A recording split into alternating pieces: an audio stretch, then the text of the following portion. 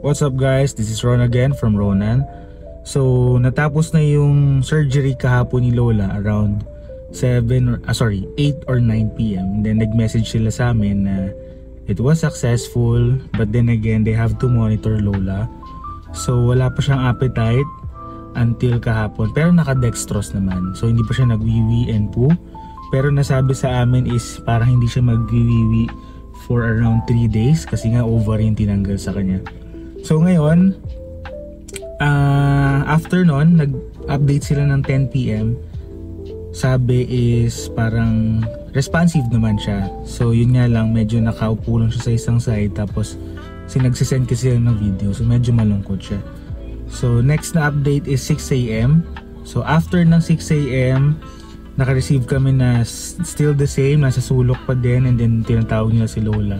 Hindi siya ganun tumitingin since hindi niya kilala. So feeling ko she is very confused kung anong nangyari, bakit siya nandun, or kung nasan kami. Parang gano'n kasi nakatingin siya lagi dun sa front door ng ng cage niya. Hindi rin kasi sanay na kinikage yun since sa amin is nasa kama talaga namin siya. So after nun, sabi ko sige, kahit puyat kami, gising ako ng maaga. So it's around 9:30 para puntaan ko siya kasi 10 to 11 lang yung visitation for 15 minutes max lang. So ngayon, puntahan natin para makita natin how she's doing and para ma-feel naman niya na hindi siya iniwan. So update ko kayo later.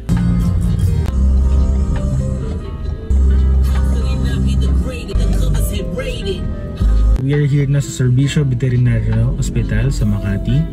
And akit na tayo. Punta lang ako sa reception.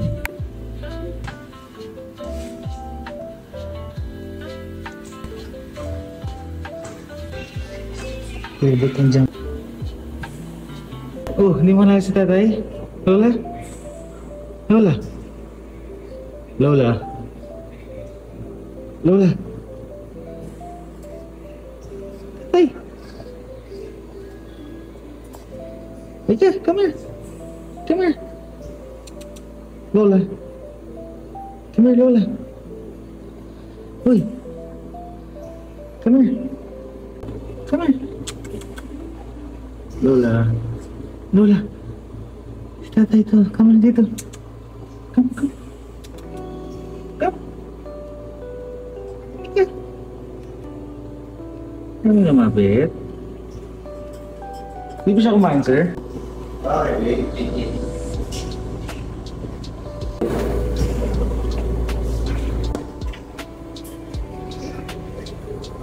Si tatay tuloy.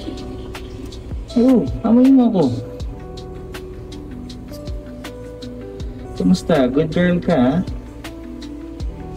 Oo.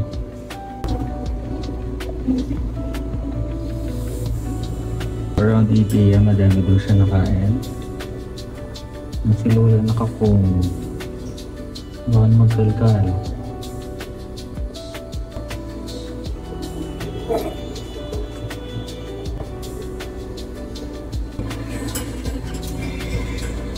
Hindi siya masyadong makulit kanina pagdating ko. So yan nga, medyo sad talaga siya. I don't know why. And look at her face.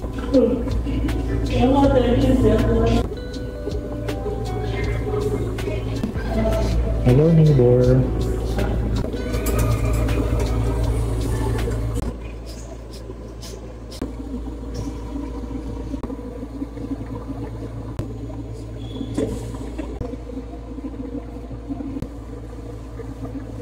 Bye muna.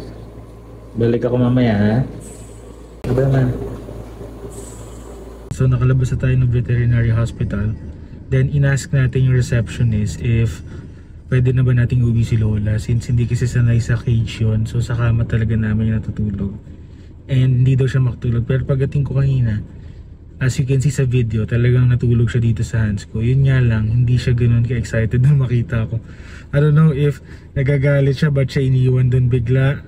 Maybe she has questions sa utak niya na iniwanan namin siya, tas may sakit siya right now in pain. So yun, pinasuyo na lang namin if ever mabalikan kami ni doctor para tonight makuha na namin si Lola.